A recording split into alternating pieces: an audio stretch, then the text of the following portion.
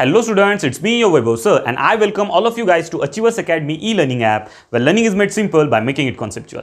Students, last session मध्ये आपण start केला होता तुमच्या सायन्स अँड टेक्नॉलॉजी पार्ट 1 चा फर्स्ट चॅप्टर जो की आहे ग्रॅव्हिटेशन. आज आपण त्याच चॅप्टरचे पुढचे काही पॉइंट्स बघणार आहोत. जसं की आजचा जो फर्स्ट टॉपिक आपण बघणार आहोत तो म्हणजे आहे तुमचा सेंट्रिपेटल फोर्स. स्टुडंट्स, आता सेंट्रिपेटल फोर्स समजून घेण्यासाठी मी तुम्हाला एक स्टोरी सांगणार आहे. ती स्टोरी जर सपोज तुम्हाला समजली तर सेंट्रिपेटल फोर्सची डेफिनेशन तुम्हाला पाठ करायची किंवा रेक्टिफिकेशन करायची गरज पडणार नाही. तुम्ही एकदम इझिली एक्सप्लेन करू शकाल, लिहू शकाल तुमच्या सेंट्रिपेटल फोर्सची डेफिनेशन सुद्धा. सो बघूया एक्झॅक्टली ती स्टोरी काय. सपोज असं कन्सिडर करा, ही जी ब्लॅक इमेज, ब्लॅक जो आयकॉन दिसतोय तो आहात सपोज तुम्ही, ठीक आहे. आणि तुम्ही काय केलं ना, तुमच्या एका मित्राला आवाज दिला आणि मित्रही तुमचा आज्ञाधारक आहे, त्याने तुम्ही आवाज दिल्याबरोबर तो तिथे हजर झाला. सपोज तो शेजारी येऊन उभा राहिलेला तुमचा मित्र आहे, ब्ल्यू आयकॉन, ओके. आता तुम्ही काय केलं ना, त्याच्या हातामध्ये दिली एक दोरी, एक रोप दिला, ओके. तुम्ही तुमच्या हाताला पण त्या रोपला एका कडेला तुम्ही तुमच्या हाताने पकडलेलं आहे, ॲज वेल ॲज तिकडच्या कडेने त्या मित्राने त्या रोपला पकडलेलं आहे, बरोबर. आता तुम्ही काय केलं ना, तुमच्या मित्राला एक इन्स्ट्रक्शन दिली. इन्स्ट्रक्शन काय समजून घ्याल, तुम्ही सांगितलं त्याला की पळ, ठीक आहे. आता नुसतंच पळ म्हटलं की तो काही लगेच पळायला लागणार नाही. तो इनिशियली त्याची डिरेक्शन सेट करेल, बरोबर ना. कुठेतरी पळायचं आहे तर त्याने काय केलं ना, त्याचं एक डायरेक्शन सेट केलं.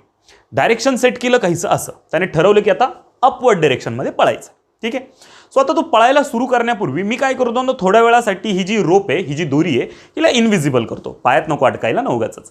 तर जर सपोज आपण बघितलं, ॲक्च्युली पायात नको अटकायला म्हणून नाही केलंय तसं, तुमचं कॉन्सन्ट्रेशन त्याच्यावरती असावं म्हणून, रोपवरती नसावं म्हणून मी रोप काय केला, दूर काढून घेतला. पण रोप आहे हे इमॅजिन करा. आता सपोज तुम्ही त्याला सांगितलं होतं पळ, त्याने डिरेक्शन सेट केलं होतं ते, आणि तो लागला पळायला. पळायला लागल्यानंतर घडलं काहीसं असं, तो पळत होता आणि तो असा एक पूर्ण एक सर्कल मारून काय झाला, त्याच्या ओरिजिनल पोझिशनला आला. आता सरप्राइझिंग थिंग होती ॲक्च्युली की त्याने डिरेक्शन सेट केलं होतं अपवर्ड, व्हायला काय पाहिजे होतं तर स्ट्रेट अवे तो जायला पाहिजे होता असा पुढे, बरोबर. पण तो स्ट्रेट अवे तसा पुढे गेला नाही, तो आपल्या अवतीभोवती गोल फिरला. रिझन नेमकं काय होतं तर स्टुडंट्स, रिझन होती ती दोरी, ते रोप, बरोबर. जे रोप तुम्ही तुमच्या हातात पकडून ठेवलेलं आणि जेव्हा त्याला तुम्ही पळा वगैरे सांगितलं, पळायला लागल्यानंतर तुम्ही काय केलं की पर्टिक्युलरली तो रोप तुमच्या हातात एकदम घट्ट पकडून ठेवला. घट्ट पकडून ठेवल्याने झालं काय की तो जेव्हा पळत होता तुम्ही फक्त त्याला गाईड अवे करत होते, म्हणजे तुम्ही तुमचा जो रोप होता तो फक्त पक्का पकडून ठेवत होते. ॲटोमॅटिकली घडलं असं की त्याने स्ट्रेट अवे न जाता परफॉर्म केली कोणती मोशन, सर्क्युलर मोशन. म्हणजे या सगळ्या स्टोरीचं मेन रिझन म्हणजे कोण तर तुमची दोरी, बरोबर. आता जर सपोज आपण बघितलं, मग ह्या दोरीने एक्झॅक्टली केलं काय तर स्टुडंट्स, ह्या दोरीने, ह्या रोपने एक टुवर्ड्स द सेंटर ॲक्ट होणारा फोर्स अप्लाय केला. म्हणजेच जर सपोज आपण बघितलं टुवर्ड्स द सेंटर म्हणजे काय नेमकं तर तो सर्कल परफॉर्म करत असताना सेंटरला तुम्ही होता, म्हणजे तुम्ही कुठे होतात, सेंटर पोझिशनला, आणि तुमच्या डिरेक्शनमध्ये त्या दोरीने काय केला, फोर्स अप्लाय केला. कसा, तुम्ही ओढून ठेवलेलं ना, म्हणजे तुम्ही ओढून ठेवले म्हणजे कोणता फोर्स होता तो तर पर्टिक्युलरली सेंटरच्या डिरेक्शनमध्ये ॲक्ट होणारा फोर्स. आणि स्टुडंट्स, ह्याच फोर्सला म्हणतात तुमचा सेंट्रिपेटल फोर्स. म्हणजे कोणत्याही ऑब्जेक्टची सर्क्युलर मोशन जर परफॉर्म करून घ्यायची असेल तर त्याला सेंटरकडे बाउंड करून ठेवावं लागतं, त्याला सेंटरकडे ओढून ठेवावं लागतं, त्याच्यावरती टुवर्ड सेंटर एक फोर्स एक्झर्ट करावा लागतो, तरच तो काय परफॉर्म करू शकतो, सर्क्युलर मोशन. आणि हे पर्टिक्युलर सेंटरकडे एक्झर्ट होणारा जो काही फोर्स आहे, या सेंटरकडे एक्झर्ट होणाऱ्या फोर्सलाच स्टुडंट्स काय म्हणतात, सेंट्रिपेटल फोर्स. मग आता या सेंट्रिपेटल फोर्सची मग डेफिनेशन कशी लिहायची तर डेफिनेशन खूप सिंपल आहे. एक असा फोर्स की जो रेडियली टुवर्ड्स सेंटर ॲक्ट होतो. काय, एक असा फोर्स जो रेडियली टुवर्ड्स सेंटर ॲक्ट होतो, कुणावरती, एका अशा ऑब्जेक्टवर जो ऑब्जेक्ट काय परफॉर्म करतोय, सर्क्युलर मोशन, बरोबर की नाही. सो डिफाईन करताना सुद्धा ॲज सिम्पल ॲज दॅट आपण एक्सप्लेन करणार आहोत. त्याला कसं लिहिणार, the force acting radially towards the centre on the object performing which motion, performing circular motion is called as what, या सेंट्रिपेटल फोर्स. सो कॉन्सेप्ट तुमच्या डोक्यात गेली आहे. सेंट्रिपेटल फोर्स म्हणजे काय की कोणताही ऑब्जेक्ट सर्क्युलर मोशन परफॉर्म करत असताना त्याच्यावरती टुवर्ड्स द सेंटर एक्झर्ट होणारा फोर्स म्हणजे काय, तुमचा सेंट्रिपेटल फोर्स. कॉन्सेप्ट क्लिअर आहे, एकदम क्रिस्टल क्लिअर. तुम्ही काय करणार आहात, मग आता तुमची व्हिडिओ पॉज कराल आणि नोट डाऊन करून घ्याल तुमची डेफिनेशन फॉर सेंट्रिपेटल फोर्स. झालेली स्टुडंट्स, चला जाऊया आपल्या पुढच्या इंटरेस्टिंग टॉपिककडे, जो की आहे Kepler's laws of planetary motion. Students, आता केपलर्स लॉज ऑफ प्लॅनेटरी मोशनकडे जाण्यापूर्वी सगळ्यात फर्स्टली आपल्याला प्लॅनेटरी मोशनबद्दल काही माहिती हवी. प्लॅनेटरी मोशन जर सपोज आजच्या डेटची आपण बघितली तर ती काहीशी अशी आहे ना की आपण असं कन्सिडर करतो आपण सोलर सिस्टममध्ये आहोत. आपली जी अर्थ आहे ती एका सोलर सिस्टममध्ये आहे. ती जी सोलर सिस्टम आहे त्या सोलर सिस्टमकडे एक सन आहे आणि त्या सनच्या अवतीभोवती काय होत आहेत, भरपूर सारे प्लॅनेट्स रिव्हॉल्व्ह करतायत. मान्य. आता जर सपोज आपण बघितलं स्टुडंट्स, ही जी रिव्हॉल्विंग आहे हे एक्झॅक्टली कसं घडतं हे आपल्याला एक्झॅक्टली शिकायचं आहे केपलर्स लॉज ऑफ प्लॅनेटरी मोशनमध्ये. मग आता डायरेक्टली केपलरच्या लॉकडे जाण्यापूर्वी आपण थोडंसं मागे जाऊया. I am going to say you और what I am going to trying to say you is की आपण थोडंसं हिस्ट्रीमध्ये थोडंसं फ्लॅशबॅकमध्ये जाऊया. ओके, आता हिस्ट्रीमध्ये जर कधी मी गेलो स्टुडंट्स, ठीक आहे, हिस्ट्रीमध्ये सगळ्यात फर्स्ट नाव जे आपल्याला ऐकायला मिळतं ह्या प्लॅनेटरी मोशनबद्दल ते म्हणजे आहे ॲरिस्टॉटल. आता ॲरिस्टॉटलने त्याची एक जिओसेंट्रिक थिअरी आपल्यासमोर मांडली होती.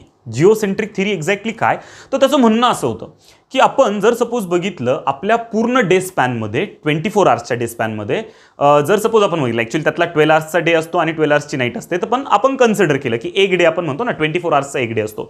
तर जर सपोज आपण बघितलं की जर सपोज आपण 24 आवर्स जर बायफर्गेट करायचे ठरवले, जर समजा त्यांना इलॅबोरेट करायचं ठरवलं, तर असं लक्षात येतं की 12 आवर्ससाठी आपल्या पर्टिक्युलर एरियामध्ये ब्राईटनेस असते आणि 12 आवर्ससाठी डार्कनेस असते. ब्राईटनेसला आपण दिवस म्हणतो आणि डार्कनेसला आपण रात्र म्हणतो, बरोबर ना.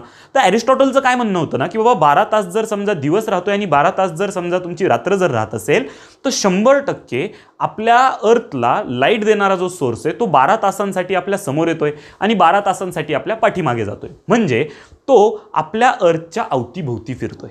म्हणजे त्याचं म्हणणं असं होतं की सन जो आहे, सन आपल्या अर्थच्या अवतीभोवती रिव्हॉल्विंग करतोय. ठीक आहे. आता ही जी स्टोरी होती ना, ही स्टोरी 100% खरी की 100% खोटी यावरती कुणी अंदाज बांधूच शकत नव्हतं. रिझन असं होतं की जर सपोज आपण बघितलं त्या एजमध्ये एवढे सगळे रिसर्चेस तसेही झालेले नव्हते.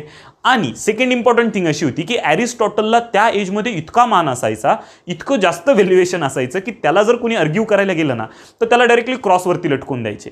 मग आता प्रश्न असा होता की कोण जाऊन डोकं लावेल ना ॲरिस्टॉटलला. डोकं लावायला जायचो, काही कॉन्सेप्ट नवीन मांडायला जायचो आणि द्यायचे आपल्याला लटकून, बरोबर. पण त्या एजमध्ये ना एक सायंटिस्ट होता, अजून एक सायंटिस्ट, अजून एक सुपर हिरो म्हणूया त्या एजचा, तो म्हणजे सर गॅलिलिओ गॅलिली. ही एक अशी व्यक्ती होती ना स्टुडंट्स जी फक्त डोळ्यांवरती विश्वास ठेवायची. म्हणजे ज्या गोष्टी ऑब्झर्व होतील, फिजिकली जाऊन चेक करता येतील त्यांच्यावरती हा विश्वास ठेवायचा. तर सर गॅलिलिओ गॅलिली यांनी ना ऑब्झर्व केलं की बाबा ॲरिस्टॉटलला डोकं लावणं साधं काम नाही, त्याला डोकं लावायचं म्हणजे क्रॉसवरती जाणं, बरोबर की नाही. मग आपण यांना थोडीशी एक वेगळी आयडिया लढूया. त्याला माहिती होतं की बाबा ॲरिस्टॉटल हा सगळ्यात जास्त एज्युकेटेड पर्सन म्हणता येईल त्या एजचा, किंवा तर सगळ्यात जास्त ट्रस्टेबल व्यक्ती होता, बरोबर ना. आणि ट्रस्टेबल व्यक्ती तेच असतात ते जनरली विद्वान असतात, बरोबर. मग आता ॲरिस्टॉटल जर विद्वान असेल तर विद्वान लोकांचं एक फीचर असतं की त्यांना तुम्ही कधी जर काही प्रश्न विचारला ना ते नाही म्हणत नाही, त्यांना 100% उत्तर द्यावंच लागतं आणि द्यावंच लागतं, बरोबर ना. सो त्या केसमध्ये गॅलिलिओने एक आयडिया लावली. गॅलिलिओने ठरवलं की आपण काय करूया ना, ॲरिस्टॉटलला जाऊन एखादा प्रश्न विचारू ज्या प्रश्नाने आपला हा प्रॉब्लेम सॉल्व्ह होईल, येते लक्षात. सो गॅलिलिओने एक शक्कल लढवली आणि गॅलिलिओ ॲरिस्टॉटलला जाऊन भेटला आणि ॲरिस्टॉटलला म्हटलं की ठीक आहे ॲरिस्टॉटल, तुझी सगळी थिअरी सांगितली, डे आणि नाईटची जी कॉन्सेप्ट सांगितली त्याने मी अमेज्ड राहून गेलो, खूप छान कॉन्सेप्ट तू आमच्यासमोर मांडलीस. पण जर समजा तू जसं सांगितलं की तुमची अर्थ सेंटरला आहे आणि तुमचा सन रिव्हॉल्व्ह करतोय, असं जर सगळं नसेल तर एक्झॅक्टली कसं असेल रे मग. तर त्याच्या बेसिसवरती आता ॲरिस्टॉटलला असा प्रश्न पडला ना की बाबा हा आर्ग्यू तर करतोय पण एका प्रश्नाच्या वेने आर्ग्यू करतोय. म्हणजे तो आपल्याला ॲक्च्युली विचारतोय की तुझे सांगितलं ते जर खरं नसेल तर एक्झॅक्टली कसं असेल मग जग आपलं. तर त्या बेसिसवरती ॲरिस्टॉटल पण विचारात पडला. पण ॲरिस्टॉटलकडे लवकर उत्तर काही येईना. ॲरिस्टॉटलने गॅलिलिओला विचारलं की बाबा तू एवढं सगळं विचारतोय म्हणजे 100% तुझ्या डोक्यात काहीतरी चाललंय, तर एक्झॅक्टली तुला काय वाटतंय की कसं असावं जग, मी सांगतोय तसं नसेल तर कसं असावं. तर गॅलिलिओ बोलला की बाबा मी तर काही तुझ्या इतका हुशार नाही ना, मी फक्त जस्ट एक प्रश्न म्हणून विचारलं, पण एक आयडिया आहे, मी एक इन्स्ट्रुमेंट बनवलंय. तुम्हाला गॅलिलिओच्या हातात पण दिसत असावं, काय म्हणतात त्याला, टेलिस्कोप. तर गॅलिलिओ म्हणे की बाबा मी एक इन्स्ट्रुमेंट बनवलंय की ज्याने दूरच्या गोष्टी आपल्याला जवळ बघता येतात. जर समजा आपण असं केलं तर चालेल का की आपण दोघे जाऊया आणि चेक करूया एक्झॅक्टली कसं आहे, म्हणजे आपला प्रश्नही सॉल्व्ह होईल आणि जर समजा तुझी थिअरी जर बरोबर असेल तर तसंही मी त्याला ॲप्रिशिएटच करतो. सो दोघांचं पण ठरलं की चला एक आपण साईट डिसाईड करूया आणि त्या साईटवरती जाऊन सगळं चेक करूया. तर झालं काय ना की गॅलिलिओ आणि ॲरिस्टॉटल गेले त्या पर्टिक्युलर साईटवर. त्यांनी कन्सिडर केली ही होती सगळं सपोज आपली अर्थ. त्या अर्थवरती त्यांनी ठेवला तो गॅलिलिओचा इन्स्ट्रुमेंट जो की दूरच्या गोष्टी बघण्यासाठी आपल्याला मदत करणार होता, ज्याचं नाव होतं टेलिस्कोप. ठीक आहे. आता हा टेलिस्कोप जो होता, ह्या टेलिस्कोपने ते ऑब्झर्व कुणाला करणार होते? एरिस्टॉटलचं म्हणणं होतं सन आपल्या अवतीभोवती फिरतो, तर ते ऑब्झर्व करणार होते ऑब्व्हियसली कुणाला? तुमच्या सनला. तर हा होता सपोज आपला सन. आता तुम्ही म्हणाल सर तुम्ही अर्थ एवढी मोठी दाखवताय आणि सन एवढासाच दाखवताय. ॲक्च्युली सन दूर आहे ना, त्यामुळे तो आपल्याला दिसताना कसा दिसतोय? छोटा दिसतोय. येतं लक्षात.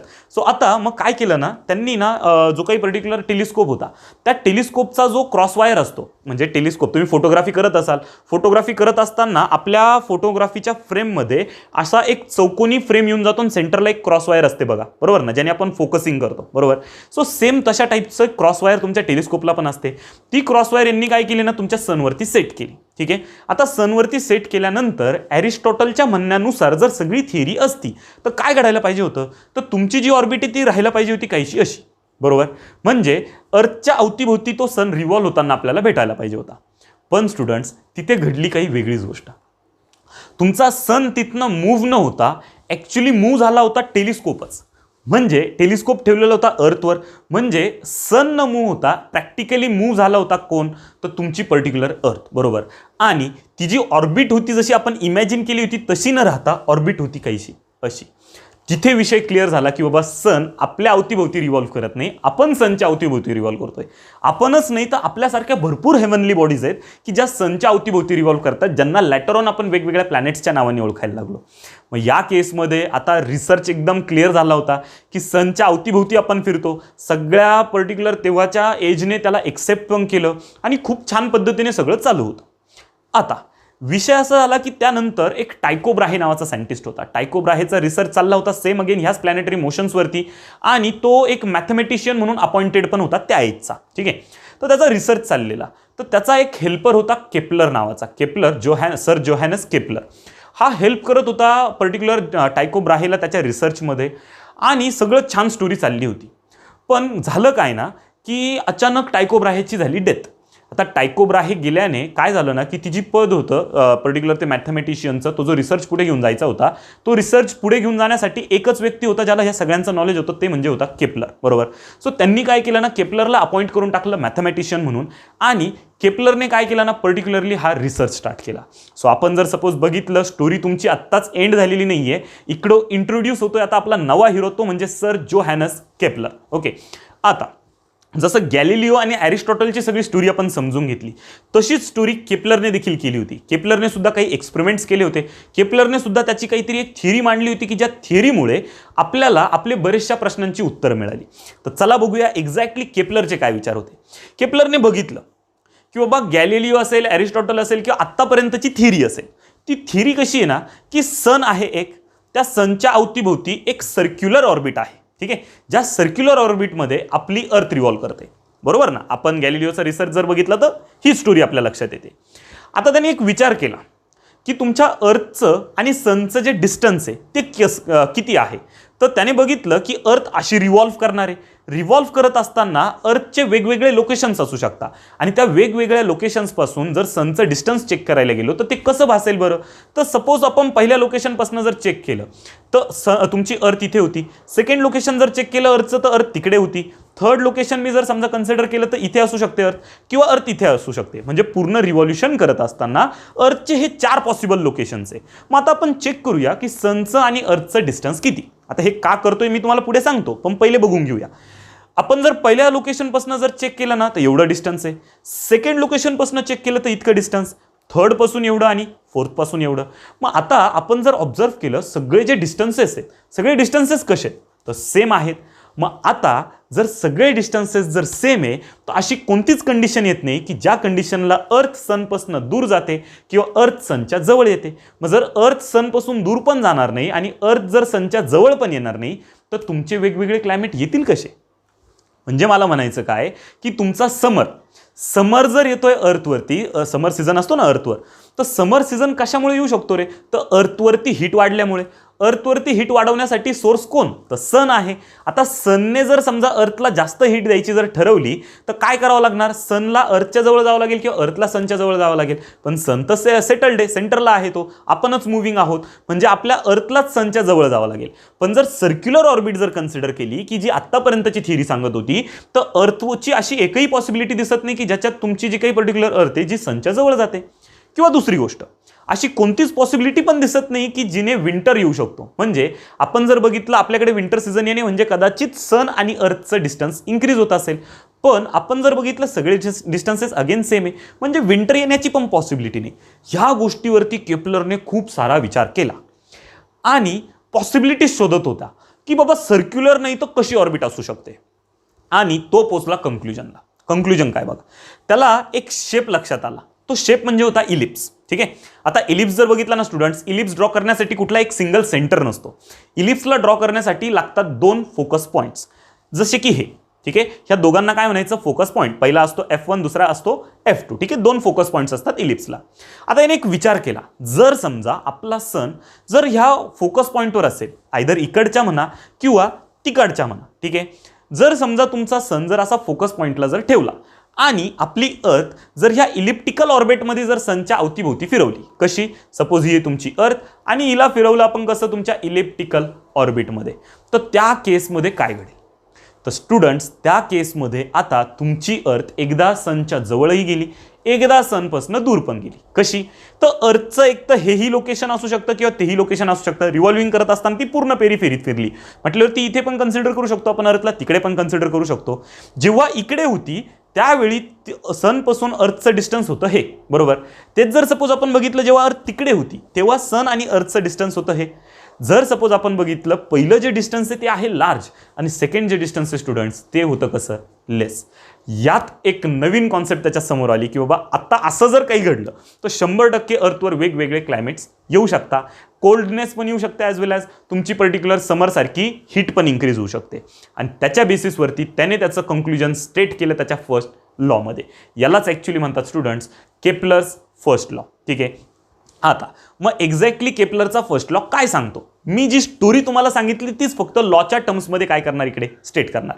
तर बघूया एक्झॅक्टली केपलरचा फर्स्ट लॉ काय सांगतो ते. So students, it states that the planets revolve around the sun in elliptical orbit, okay, where your sun is located at one of the foci. जर सपोज आपण बघितलं केपलरच्या फर्स्ट लॉ मध्ये, मग त्यांनी फक्त हीच स्टोरी प्रॉपरली कशात अलाइन करून दिली तुम्हाला, फक्त एका स्टेटमेंटच्या फॉर्ममध्ये, की तुमचं जे प्लॅनेट्स आहे ते सनच्या अवतीभोवती कोणत्या ऑर्बिटमध्ये फिरतात, तो इलिप्टिकल ऑर्बिटमध्ये, आणि त्यामध्ये तुमचा जो सन आहे तो कुठे लोकेटेड आहे, तर तुमच्या कुठल्या तरी एका फोकस पॉईंटवरती. येते लक्षात. सो कॉन्सेप्ट डोक्यात जातीये, खूप सिंपल, खूप सॉर्टेड आहे. काय लक्षात ठेवायचं मग, first law that all the planets revolve around the sun in which orbit, elliptical orbit, where your sun is located at one of the foci. Clear आहे. सो तुम्हाला काय करायचं, तुमची व्हिडिओ पॉज करायची आणि नोट डाऊन करून घ्यायचं तुमचं फर्स्ट स्टेटमेंट. झालेलं स्टुडंट्स. आता जाऊया आपण केपलरच्या सेकंड लॉकडे. आता सेकंड लॉची गरज काय पडली ते मी पहिले तुम्हाला सांगतो. विषय असा होता की ठीक आहे, summer season, winter season, rainy season हे सगळे सीझन्स पहिल्या लॉच्या अकॉर्डिंग आता येऊ शकतात, पण त्यांचा जो टाइम स्पॅन आहे तो इक्वल आहे 4 मंथ्सचा. मग एक्झॅक्टली ही सीझन सिस्टम येते कशी, ही 4 पर्टिक्युलर मंथ्सची कशी असू शकते. कारण जर समजा आपण बघितलं अर्थ आणि सन जेव्हा क्लोज असतात तेव्हाचं अंतर हे कमी असतं, जेव्हा अर्थ आणि सन हे दूर असतात तेव्हाचं अंतर जास्त असतं. मग समर मोठा आणि विंटर तर छोटा पाहिजे होता. मग हे पर्टिक्युलर कसं मॅनेज होणार, नेमकी काय कॉन्सेप्ट आहे तिथे, तर ते ॲनालाइज करण्यासाठी केपलरने एक सिंपल विचार केला बघा. परत एक रिसर्च केला, परत एक ऑब्झर्वेशन केलं.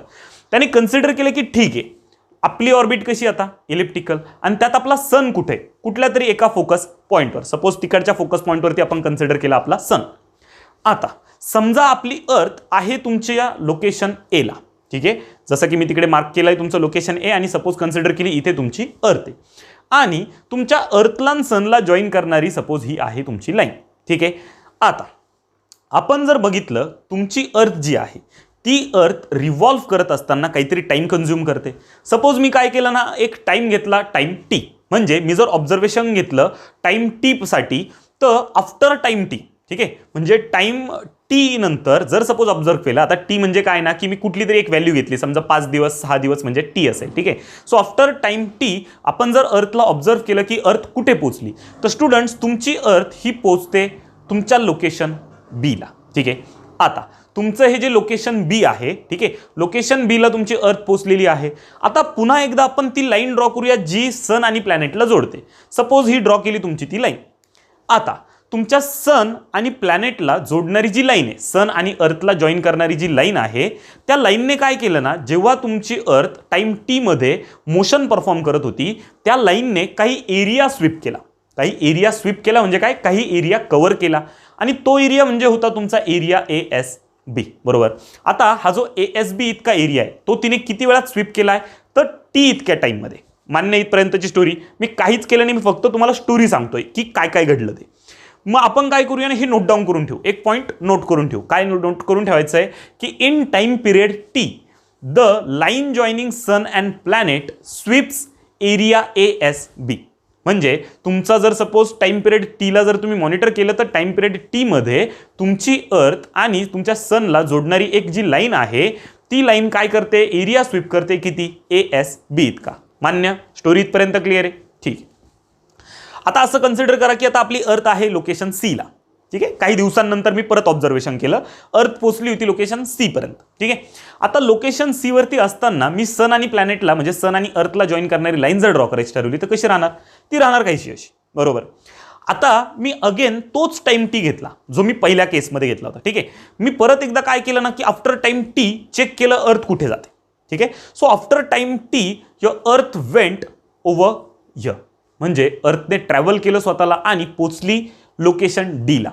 आता लोकेशन डीला पोचल्यानंतर पुन्हा एकदा मी काय केलं ना की सन आणि प्लॅनेटला जोडणारी लाईन ड्रॉ करून घेतली. सपोज ही तुमची लाईन आहे जी सन आणि प्लॅनेटला काय करते तर जॉईन करते.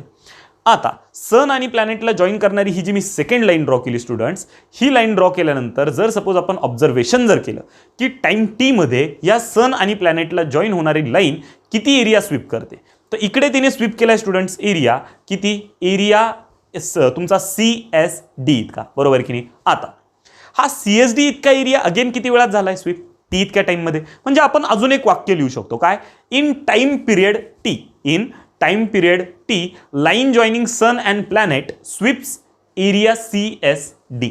मान्य इथपर्यंत. स्टोरी आता क्लिअर एकदम. बरोबर. आता यांनी एक गोष्ट ऑब्झर्व केली की तुमचा जो एरिया ASB आहे आणि तुमचा एरिया जो CSD आहे, ASB आणि CSD हे दोन्ही जेव्हा ऑब्झर्व केले असं लक्षात आलं तुमचा ASB आणि तुमचा CSD हे दोन्ही कसे होते तर इक्वल. म्हणजे it was found that the area ASB is equals to area CSD. म्हणजे कंक्लुजन काय बघा की जेव्हा तुमची जी अर्थ होती, ठीक आहे, जेव्हा तुमची अर्थ सनच्या क्लोज होती तेव्हा तिने काय केलं ना, खूप स्पीडमध्ये स्वतःला ट्रॅव्हल केलं. पण स्पीडमध्ये ट्रॅव्हल करत असताना जर आपण चेक केलं की ती जर किती बी पुढे जाऊ द्या, तिने स्वीप केलेला जो एरिया आहे तिला आणि ज्या अर्थला आणि सनला जॉईन करण्याची जी लाईन होती तिने स्वीप केलेला जो एरिया होता तो एरिया कसा होता तर पर्टिक्युलर ASB. आणि तोच ASB इतका एरिया स्वीप केला अर्थने कुठे, तुमच्या सेकंड केसमध्ये सुद्धा. पण सेकंड केसमध्ये तुमच्या अर्थचा स्पीड कमी झाला होता. अर्थचा रिव्हॉल्विंग स्पीड कमी झाल्यामुळे तिने अंतरही कमी कापलं होतं. पण जो एरिया स्वीप करायचा होता तो एरिया कसा स्वीप केला होता, सेम. मग याच कंक्लुजनच्या बेसिसवरती केपलरने काय केलं आणि त्याचा सेकंड लॉ स्टेट केला. काय स्टेट केला बघूया. त्याने सांगितलं की इट स्टेट्स दॅट, केपलरचा सेकंड लॉ स्टेट काय करतो ते बघाल. त्याने सांगितलं की the line joining sun and planet sweeps equal area in equal interval of time. म्हणजे त्याचं म्हणणं असं होतं की जर सपोज आपण सन आणि प्लॅनेटला जॉईन करणारी एखादी लाईन जर ड्रॉ केली आणि ती लाईन जर ऑब्झर्व केली की ती किती एरिया स्वीप करते किती टायमामध्ये, तर त्याचं म्हणणं असं होतं की इक्वल टाईममध्ये इक्वल एरिया स्वीप करते. मग आता जर सपोज आपण बघितलं, आपण जर विचार केला की मग समर मोठा आणि विंटर छोटा का नाही, तर रिझन असं आहे स्टुडंट्स, जेव्हा तुमचा जो काही पर्टिक्युलर अर्थचं लोकेशन आहे, अर्थचं लोकेशन जेव्हा जेव्हा तुमच्या सनच्या जवळ जाणार आहे तेव्हा तेव्हा अर्थचा स्पीड वाढणार. म्हणजे जर सपोज आपण बघितलं तुमची जी काही पर्टिक्युलर अर्थ आहे ती तेवढ्या रिजनला फुल स्पीडमध्ये पास करणार आहे. बरोबर की नाही. त्यामुळे जर सपोज आपण बघितलं तुमचा जो विंटर सीझन आहे तो विंटर सीझन पण तेवढाच पर्टिक्युलर टाइम स्पॅनचा बनतो जेवढ्या टाइम स्पॅनची तुमचा काय बनणार आहे समर सीझन. कारण समर सीझनचा जर विचार केला, समर सीझनचं जरी डिस्टन्स जास्त असेल पण अर्थचा स्पीड जो होता तो स्पीड कसा झालेला होता तिकडे कमी. तो स्पीड कमी झाल्यामुळे झालं काय ना की पर्टिक्युलरली तुमच्या अर्थचा जो ट्रॅव्हलिंग जो काही टाइम पिरियड आहे तो टाइम पिरियड समरचा आणि तुमच्या विंटरचा जो ट्रॅव्हलिंग टाइम पिरियड आहे ते दोन्ही कसे होऊन गेलेत सेम. आणि आपले जे एवढे पण सीझन्स आहेत सगळेच्या सगळे सीझन्स कसे बनलेत इक्वल टाइम स्पॅनचे, बरोबर. सो आपण जर कॉन्सेप्ट बघितली, आता सीझन सिस्टम थोडीशी बाजूला ठेवूया. इम्पॉर्टंटली केपलरचा सेकंड लॉ मग काय स्टेट करतो, तर केपलरचा सेकंड लॉ आपल्याला एकदम क्लिअरली स्टेट करून देतो काय, की जर सपोज आपण तुमचा काही सर्टन इंटरव्हल ऑफ टाइम घेतला आणि अर्थला जर मॉनिटर केलं तर अर्थ आणि सनला जॉईन करणारी लाईन इक्वल इंटरव्हल ऑफ टाइममध्ये इक्वल एरिया काय करते, स्वीप करते. सो हा झाला तुमचा काय second law of Kepler's planetary motion. येतं लक्षात. सो तुम्ही काय करणार आहात, आता परत एकदा तुमची व्हिडिओ पॉज कराल आणि नोट डाऊन करून घेणार तुमचा सेकंड लॉ. झाला लिहून स्टुडंट्स. आता स्टोरी आता अशा पॉईंटला पोहोचली होती ना स्टुडंट्स, की आपल्याला माहिती झालं होतं की प्लॅनेट सनच्या अवतीभोवती कसे रिव्हॉल्व करतात, सन कुठे लोकेटेड आहे, सेकंड थिंग किती टाइम स्पॅनमध्ये रिव्हॉल्व होतात त्याचाही एक अंदाज बघितला आपण, बरोबर की नाही, की इक्वल एरिया स्वीप करतात इक्वल टाइम स्पॅनमध्ये. तिसरी इम्पॉर्टंट गोष्ट अशी राहिली होती स्टुडंट्स, की ही सगळी जी स्टोरी होती याच्यात कॅल्क्युलेशन नव्हतं. म्हणजे मोजमापन जर करायचं ठरवलं की अर्थला किती वेळ लागतो रिव्हॉल्व व्हायला, किंवा जर सपोज आपण बघितलं पर्टिक्युलरली अर्थ आणि सनमधलं डिस्टन्स किती, अशा सगळ्या प्रश्नांची जर उत्तर आपल्याला हवी असेल तर ती उत्तरं मिळवण्यासाठी आपल्याला कुठला तरी फॉर्म्युला, कुठल्या तरी एक्सप्रेशनची गरज होती. आणि ते एक्सप्रेशन स्टुडंट्स आपल्याला दिलं केपलरने त्याच्या थर्ड लॉमध्ये. आता थर्ड लॉमध्ये सुद्धा सेम स्टोरी आहे. तुमची ऑर्बिट अगेन कशी कन्सिडर करायची, इलिप्टिकल, कारण त्याने स्टेट केले पहिले, बरोबर. So let's see what exactly is Kepler's third law.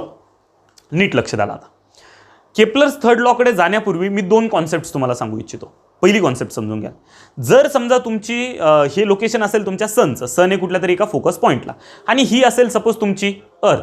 आता जर सपोज आपण बघितलं तुमची ही जी अर्थ आहे ही अर्थ जर सनच्या अवतीभोवती रिव्हॉल्व करणार असेल, ठीक आहे, तर सनच्या अवतीभोवती रिव्हॉल्व करत असताना ती कशी रिव्हॉल्व होणार आहे, ही अशा वेने, बरोबर. मग आपण जर सपोज बघितलं ह्या अर्थला पूर्ण एक राऊंड मारण्यासाठी, पूर्ण एक इलिप्टिकल राऊंड मारण्यासाठी किती वेळ लागतो, तर तो जो वेळ लागतो ना स्टुडंट्स त्या वेळाला म्हणतात time period of earth. Okay, म्हणजे तुमच्या पर्टिक्युलर प्लॅनेटचा जो टाइम पिरियड असतो त्या टाइम पिरियडला काय म्हणतात, टी. म्हणजे पूर्ण तुमच्या प्लॅनेटला एक राऊंड मारण्यासाठी लागणारा जो टाइम पिरियड असेल त्या टाइमाला काय म्हणणार आहात तुम्ही, time period T. Second thing, तुमची अर्थ जेव्हा असा राऊंड मारत होती, हा राऊंड मारत असताना अर्थचे वेगवेगळे लोकेशन्स जर आपण बघितले तर कुठे कुठे असू शकता. अर्थ इथे पण होती, अर्थ तिकडे पोहोचली होती, अर्थ त्या एंडपर्यंत गेली, नंतर इकडे आली आणि परत तिच्या ओरिजिनल लोकेशनला आली, बरोबर ना. आता आपण जर विचार केला सन आणि प्लॅनेटमध्ये त्या सगळ्या लोकेशन्सला डिस्टन्सेस कसे होते, तर पहिल्या लोकेशनपासून डिस्टन्स होतं एवढं, सपोज आपण त्याला नाव देऊन टाकूया R1. सेकंड लोकेशनपासून डिस्टन्स होतं एवढं, त्याला सपोज आपण नाव दिलं R2. तसंच थर्ड पासून होतं इतकं डिस्टन्स आणि त्याला नाव दिलं आपण R3. फोर्थ पासून होतं एवढं ज्याला नाव दिलं R4. आणि फिफ्थ पासून हे जे डिस्टन्स होतं याला आपण नाव दिलं समजा R5. आता जर मला कुणी विचारलं की ठीक आहे सर हे वेगवेगळे डिस्टन्सेस आहेत पण मीन काय, ॲव्हरेज डिस्टन्स किती, मग सन आणि प्लॅनेटचं ॲव्हरेज डिस्टन्स किती, तर आपण काय करतो, ॲव्हरेज फाइंड करायचं असेल तर या सगळ्यांची ॲडिशन करणार आणि जेवढे ऑब्झर्वेशन्स असतील तेवढ्याने त्याला डिवाइड करणार. म्हणजे मीन डिस्टन्स जर काढायचं असेल तर काय करणार, R1, R2, R3, R4, R5 या सगळ्यांची करणार ॲडिशन डिवायडेड बाय काय, 5. म्हणजे जर समजा या सगळ्यांची ॲडिशन करून जेवढे पण डिस्टन्सेस असतील तेवढ्या नंबरने त्याला जर डिवाइड केलं तर भेटणाऱ्या डिस्टन्सला म्हणतात स्टुडंट्स मीन डिस्टन्स. आता दोन कॉन्सेप्ट तुमच्या लक्षात आल्या. टाइम पिरियड कशाला म्हणायचं, की तुमच्या अर्थला पूर्ण एक राऊंड मारण्यासाठी लागणारा टाइम म्हणजे तुमचा असतो टाइम पिरियड, आणि जेवढे पण डिस्टन्सेस आहेत अर्थच्या वेगवेगळ्या लोकेशनला जेवढे पण डिस्टन्सेस आहे त्या सगळ्यांचा जर ॲव्हरेज काढला तर त्याला म्हणतात काय, मीन डिस्टन्स. दोन कॉन्सेप्ट डोक्यात गेला. आता जाऊ आपण आपल्या लॉकडे. तर केपलरचं म्हणणं असं होतं, केपलरने बघितलं जेव्हा जेव्हा सन आणि अर्थच्या मधलं डिस्टन्स वाढतं त्यावेळी अर्थला ट्रॅव्हल करण्यासाठी लागणारा जो टाइम आहे तो इन्क्रीज होतो. म्हणजे डिस्टन्स वाढलं टाइम इन्क्रीज होतो, बरोबर ना. तेच जर सपोज आपण बघितलं जर समजा तुमची अर्थ तिकडे असेल त्या कडेला, त्या केसमध्ये तुमच्या सन आणि अर्थमधलं डिस्टन्स कमी झालंय. जेव्हा जेव्हा सन आणि अर्थमधलं डिस्टन्स कमी होतं तिला ट्रॅव्हल करण्याचा जो काही टाइम आहे तो देखील कमी होतो. का, तर अर्थचा स्पीड वाढतो ना, पटकन पास होणार, म्हणजे टाइम पिरियड काय झाला, कमी झाला. तर ह्या बेसिसवरती त्याने काय केलं, ही जे प्रपोर्शनॅलिटी होती ही प्रपोर्शनॅलिटी स्टेटमेंटच्या टर्म्समध्ये कन्वर्ट केली. काय सांगितलं बघा, त्याचं म्हणणं असं होतं की the square of time period of planet, the square of time period of planet is directly proportional to cube of mean distance between sun and planet. त्याचं म्हणणं असं होतं की जर समजा तुम्ही टाइम पिरियडचा जर स्क्वेअर घेतला, टाइम पिरियडचा जर स्क्वेअर घेतला कुणाच्या, प्लॅनेटच्या, तर त्या केसमध्ये तो टाइम पिरियड तुम्हाला डायरेक्टली प्रोपोर्शनल भेटणार आहे कशाला, तुमच्या मीन डिस्टन्सच्या क्यूबला. आता मग हे जे स्टेटमेंट सांगितलं, ह्या स्टेटमेंटच्या बेसिसवरती आपल्याला मिळालं एक कॅल्क्युलेशन, आपल्याला मिळाला एक फॉर्म्युला, की ज्या फॉर्म्युल्याच्या बेसिसवरती आता आपण काय करू शकतो ना, तर पर्टिक्युलरली तुमच्या अर्थला लागणारा टाईम पिरियड रिव्हॉल्व करण्यासाठी सर्टन डिस्टन्स, किंवा सन आणि अर्थमधलं जे डिस्टन्स आहे ते कॅल्क्युलेट करण्यासाठी सुद्धा आपल्याला मदत करू शकतो. मग आता ते कशा पद्धतीने ते आपण बघूया. तर त्याने काय केलं ना, हे जे स्टेटमेंट होतं ते स्टेटमेंट जर समजा आपण एक्सप्रेस केलं, तर एक्सप्रेस केलेल्या फॉर्ममध्ये कसं असेल बरं, तर एक्सप्रेस करायला गेलो तर पहिले मी काय करतो ना, सेम थिंग जसं त्याने त्या स्टेटमेंटमध्ये मांडलं तसंच्या तसं इकडे लिहून घेतो. काय त्याने सांगितलं होतं की तुमचा जो टी स्क्वेअर आहे हा डायरेक्टली प्रोपोर्शनल राहील आर क्यूबला, म्हणजे टाइम पिरियडचा जो स्क्वेअर आहे तो डायरेक्टली प्रोपोर्शनल राहील कशाला, क्यूब ऑफ मीन डिस्टन्सला. आता आपल्या कॅल्क्युलेशन्समध्ये कधीच तो प्रपोर्शनॅलिटीचा सिम्बॉल नसतो. म्हणजे आपल्याला जर समजा एखादं न्यूमेरिकल सोडवायचं आहे तर त्याच्यात तो प्रपोर्शनॅलिटीचा सिम्बॉल आपल्याला चालत नाही. तिकडे आपल्याला पाहिजे काय, इक्वल्स टू, कारण कॅल्क्युलेटरमध्ये पण तसा सिम्बॉल बघायला भेटत नाही. मग आता जेव्हा जेव्हा हा प्रपोर्शनॅलिटीचा सिम्बॉल आपण तिथनं काढून घेतो तेव्हा तेव्हा तिथे येतो स्टुडंट्स तुमचा कॉन्स्टंट ऑफ प्रपोर्शनॅलिटी. मग जर समजा इकडे आता कॉन्स्टंट ऑफ प्रपोर्शनॅलिटी जर आला, ठीक आहे, तर कॉन्स्टंट ऑफ प्रपोर्शनॅलिटी सोबत कोण येणार तुमचा, इक्वल्स टू. सो इक्वेशन पुढे काय बनेल, T square will be equals to K into R cube. हा के जो आहे ना स्टुडंट्स, याला म्हणायचं कॉन्स्टंट ऑफ प्रपोर्शनॅलिटी. तो कशासाठी आणला, तर प्रपोर्शनॅलिटीचा सिम्बॉल काढण्यासाठी आपल्याला कॉन्स्टंट ऑफ प्रपोर्शनॅलिटी घ्यावा लागतो. कुणाच्या जोडीला, इक्वल्स टूच्या जोडीला. सो तुमचं इक्वेशन बनलं काहीचं असं. आता मी जर सपोज मग केच्या स्वरूपात जर लिहायचं ठरवलं, तर केच्या स्वरूपात लिहिण्यासाठी तो जो आर क्यूब आहे तो आर क्यूब तिकडे मल्टिप्लाइड आहे, इकडे आणून त्याला काय करावं लागेल, डिवाइड करावं लागेल. सो जर सपोज तसं केलं तर तुमचं इक्वेशन बनणार काहीचं असं, T square upon R cube will be equals to what, K. And this is called as students your Kepler's third law of planetary motion. So आता पूर्ण स्टोरी अगदी फर्स्ट लॉ पासून तर थर्ड लॉ पर्यंत एकदम क्लिअर तुमच्या डोक्यात गेली असावी असं मी कन्सिडर करतो. तरी सुद्धा तुम्हाला जर समजा काही डाऊट्स आले, तुम्हाला जर समजा ॲडमिशन रिलेटेड काही इन्क्वायरी असेल, तुम्हाला जर समजा कोणते कोणते कोर्सेस आपल्या ॲपमध्ये अवेलेबल आहे याची जर इन्क्वायरी करायची असेल, तर तुम्ही संपर्क करू शकता तुमच्या स्क्रीनवर दिसणाऱ्या नंबर्सवरती. तुम्हाला काय करायचं आहे, फक्त त्या नंबरवरती कॉन्टॅक्ट करायचा आहे. आयदर तुम्ही व्हॉट्सअप करू शकता किंवा कॉल करू शकता. तुम्हाला तुमचे सगळेच्या सगळे आन्सर्स तिकडे भेटून जाणार. ठीक आहे. So this was done with today's session. भेटूया पुढच्या सेशनमध्ये with another interesting topic of your gravitation. Till then happy learning.